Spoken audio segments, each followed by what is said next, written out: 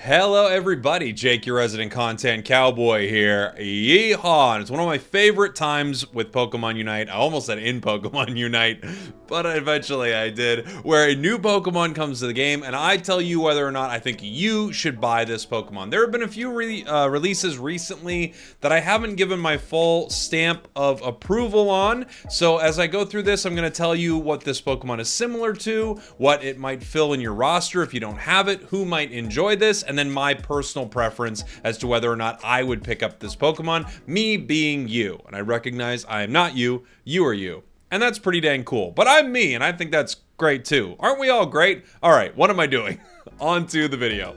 So I've had a lot of people ask me, how do you actually get this Pokemon and what does it cost? So there are a few ways to do it. If you would like to buy this Pokemon with coins, it will be available 1 week from today for 14,000 coins. You will also be able to buy it outright, I believe, for 575 gems. That's normally what you would buy a new Pokemon release for. For Falinks, they have done this interesting event, the Falinks event pass, and actually this is a way to get Falinks cheaper than you would if you were buying it for gems. If you're not buying it for gems, you would do this event at no cost. It gives you some energy tanks, you get a trial license for Falinks and all that kind of stuff.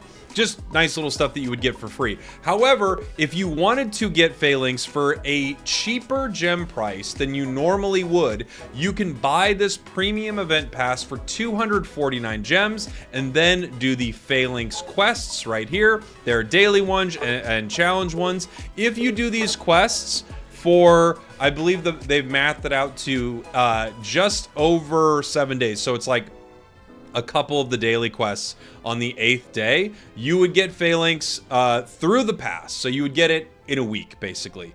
You also could just play the challenge mission, so score 30 goals, use your Unite move, score 800 points, do 10 ranked games. Basically, if you do 10 ranked games, you're going to do all of these things.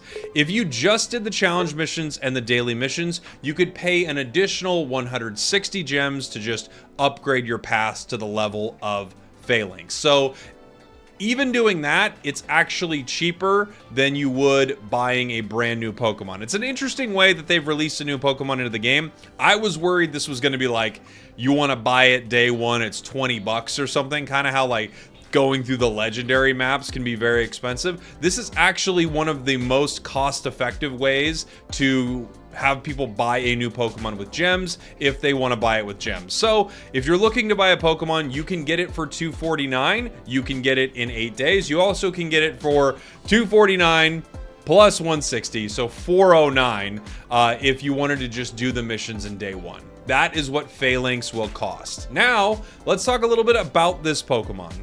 Falinks is the newest all-rounder coming to Pokemon Unite. It is expert difficulty, and I would happen to agree. This is a tough Pokemon to play, and I would say one of the most rewarding play styles in Pokemon Unite. There we go, I got it in there. In Pokemon Unite, one of the most rewarding play styles. I really like how this Pokemon plays, and if I were to compare it to something, it feels like it has the complexity and then also the deliberateness of something like Aegislash to me. Now, not every build is the same, and there are a couple of different ways that you can play this, which is also really cool. So it doesn't feel like you sort of have one Pokemon who's kind of doing the same thing no matter which moveset you choose, right? This Pokemon feels very different.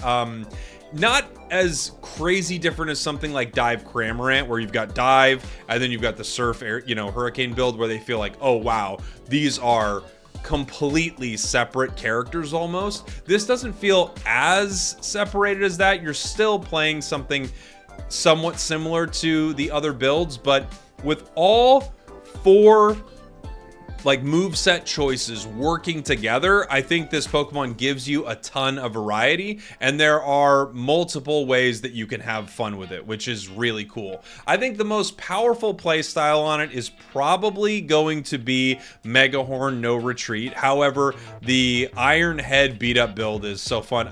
There isn't a build I don't like. I think the one I've had the least success with is going to be Iron Head No Retreat, but even then you can do some really fun stuff with it. I like Iron Head beat up because you almost have a burst sort of dash move that pulls enemies. It's like a really cool playstyle, and I feel very much like an assassin when I play it. So as far as moves go, difficulty goes, that's all, of course, going to be personal preference as to whether or not you like it. I would always recommend heading into the practice area and seeing if it feels like something that you would actually enjoy. For me, I think they nailed this play style. They nailed this kit design. It's one of the best designs I've seen in Unite in a long time, in Pokemon Unite. And I love when they make something that feels so incredibly unique to Pokemon, and they nail it. Like, this is Falinks inside of this game, inside of Pokemon Unite. Now that I know that I say that a lot, I can't. I'll say it more, it'll get worse, okay? Let's talk a little bit about where this might fit into your roster. So a Pokemon like this, like I said before, is kind of like Aegislash to me. I feel like there is that similarity between the two. They're both all-rounders. They're both relatively tanky in sort of their own unique, interesting way. They both have really heavy burst damage, good secure, and they require patience, and they require you to be deliberate in your actions. However, once you sort of understand the flow of this Pokemon, just like Aegislash, I feel like the outplay potential is huge, and you're gonna really enjoy playing this Pokemon. If you don't have Aegislash on your roster and you're looking for something that it kind of fits that bill, this is a great pickup for you. I think a lot of the game has been filled with all-rounders recently, and I don't think this feels a lot like any of the others. This has some really interesting, unique burst mechanics that don't exactly feel like any of the other all-rounders we've got recently, which is another cool thing about it. I would say it's unique, and it fills a pretty unique spot on your team. So another good reason, I would say, to pick it up. As far as balance is concerned, I think this thing is pretty powerful. I would say right now it's probably A tier. There were times playing it in my stream where I thought, maybe this thing is kind of like, you know, solid B, B+. The more I play it and the more I get used to how its moves work and I get used to its secures and things like that, I think that this thing is probably A+, like I assumed from the PTS time I spent with that. That's the public test server. And I thought this thing was going to release pretty powerful, and it did. The only underwhelming part about this character at all is its Unite move. Its Unite move, I would say, is pretty meh.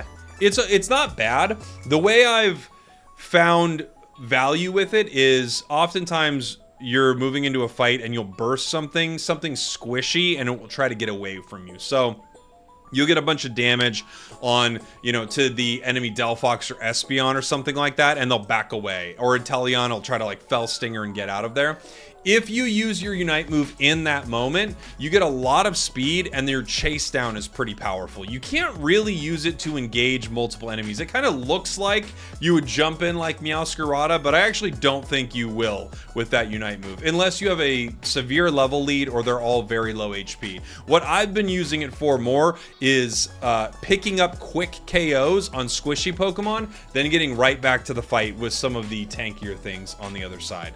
That's the only part of its kit that I think is underwhelming, and I gotta be honest, I bet they slightly buff its Unite move. I don't think they need to touch a ton on its kit. It is very strong, but it also has a crazy amount of really interesting counters. That's one of my favorite things about it, even though I understand people could be frustrated by it. So we've seen so many different ways that other Pokemon can interact with this. Because you have the main dude and all the troopers behind it, because they have the brass and all the troopers behind it, so many different moves interact with this in some really bizarre ways. So Extreme Speed Lucario gets an Extreme Speed on each and every one of them. It will get a reset all the way down the line. Giga Drain on Venusaur will heal for every single one it hits. It's a hard counter to this Pokemon.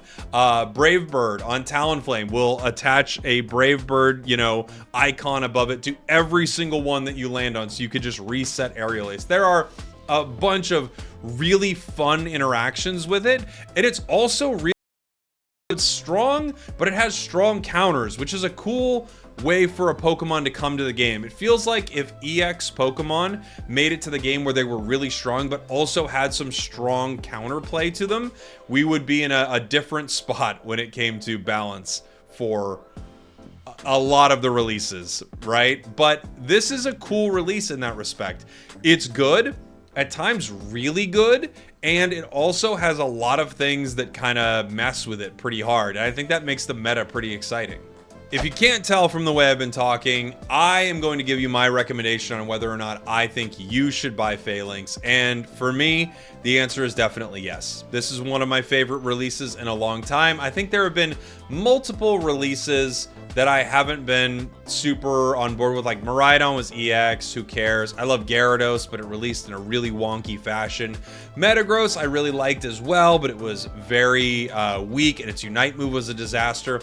This is a really solid release, and it's one of my favorite designs that they've put into Pokemon Unite. So I love it. I would highly recommend picking up Falinks. I think it's great. Now, again, I will warn you, the playstyle is specific and deliberate, and I do think it's a higher skill Pokemon. So I don't know if this is a great one for beginners. However, I mean, if you're learning on this thing, you could learn to be really, really good with it. Let me know what you think in the comments. Did you pick it up? Are you happy with it? Are you, interested in grabbing it? Let me know. I would love to hear from you. And for those of you who made it to the end of this video, I actually have a little surprise for you. I'm going to give away a Falinks to one of you right now. Don't tell anybody. It's only for cool people who made it all the way to the end. All you need to do when you leave a comment on this video, and like the video, of course, leave a comment and tell me what one of your favorite releases was in Unite and why. That's it. I'll pick a winner. I'll leave a little heart next to your comment, and I'll reply to it directly. You can message me. All right. Thanks for watching. Thanks for listening. I love you, and I'll see you all next time. Secret giveaway.